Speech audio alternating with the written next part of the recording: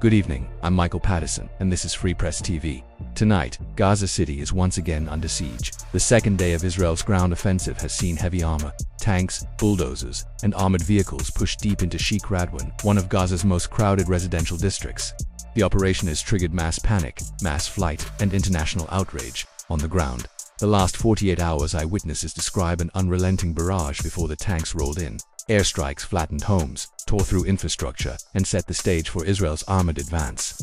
Residents reported that everything from solar panels to water tanks to internet networks were destroyed. Sheikh Radwan, once home to tens of thousands, is now a ghostly battlefield. Streets that just days ago bustled with schools, mosques, and markets are shrouded in smoke. Survivors say life became impossible, forcing thousands to flee despite the dangers on the road south.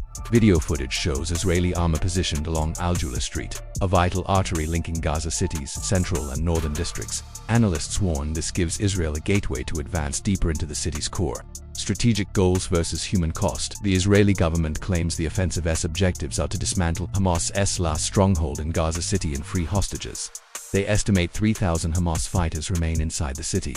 But aid agencies say the reality is catastrophic for civilians. In just the past 24 hours, Gaza's health ministry reports 98 killed and 385 wounded, including women and children. Another 4 people died of malnutrition, bringing famine-related deaths since late August to at least 154. Since October 7th, when Hamas fighters stormed southern Israel, killing 1,200 and seizing more than 250 hostages, Gaza's toll has mounted past 65,000 dead, nearly half of them women and children.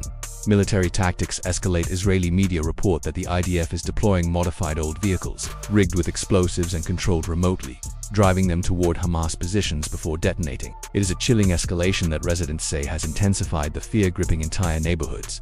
Nidal al-Sherbi, speaking to BBC Arabic, said, "Last night was extremely difficult, with continuous explosions and shelling that lasted from night until dawn. Israeli vehicles advanced from Sheikh Radwan, Tal el-Hawa, and Shujaa. It was a very frightening night." Displacement crisis. Israeli troops opened a southern corridor via the Salahiddin Road, encouraging civilians to evacuate. But what residents encountered were clogged highways, soaring transport costs, and overcrowded shelters in the so-called humanitarian zone. Many families returned north after finding no space for tents or aid. "Everyday leaflets are thrown at us ordering evacuation, while the army shells buildings in every direction," one resident said. "But where can we go? We have no refuge in the south." The UN estimates 190,000 people have fled Gaza City in recent weeks. Israel says the figure is closer to 350,000, but as many as 650,000 remain trapped. International condemnation aid agencies like Save the Children and Oxfam denounced the Sheikh Radwan assault, calling the humanitarian toll unconscionable. The UN has warned that Israel's intensifying operations risk pushing civilians into even deeper catastrophe.